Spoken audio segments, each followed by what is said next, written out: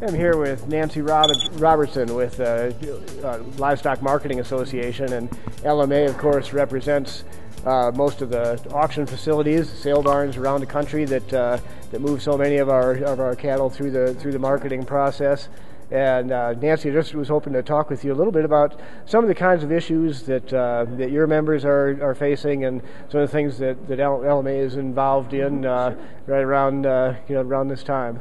Well, it's a busy time at the markets. It's always, fortunately, usually a busy time at the markets this time of the year, and especially in the fall. Most of our markets have had some pretty big runs, particularly in the drought areas of the country.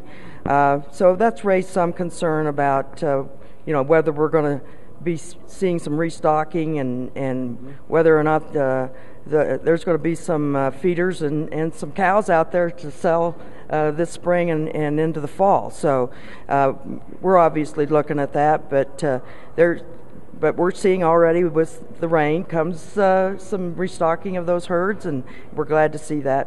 And they'll work through it no matter what happens. So they're an important business out there in the country for those producers that want a competitive market where they can put load lots of cattle together, and we're going to continue to provide that service through our 800 livestock member markets as much as we can.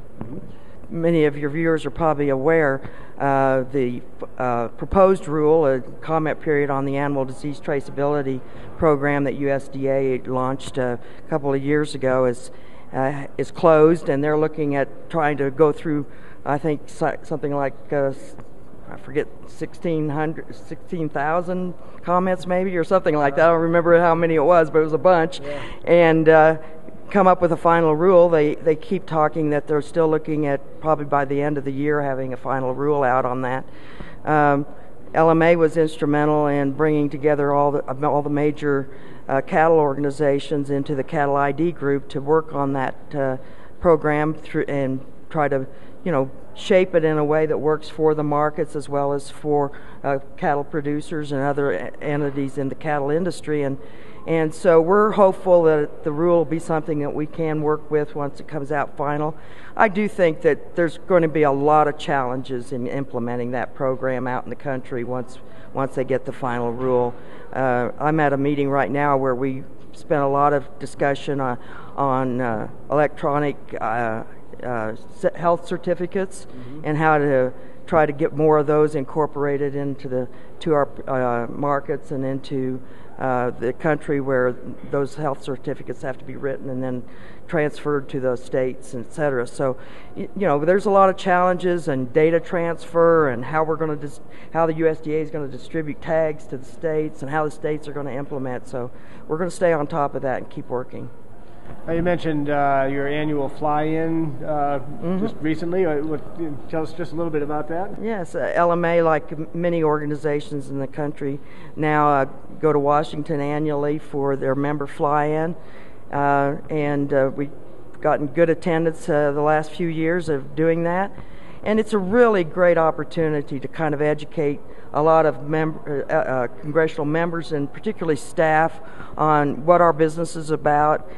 This year we actually did something a little different where we gave a Market 101 briefing to the House and Senate Ag Committee staff and the members' Ag legislative assistants, and that went really great because we sometimes know our business so well we think everybody knows it as well as we do, and that's definitely not the case because you have a lot of staff that while they may come from agriculture, they may come more from the grain side or whatever. So it was a great opportunity to really give them the basics of what our business is about, how we're regulated, and what some of the challenges that we face on the policy front legislatively and in the regulatory arena in the market sector.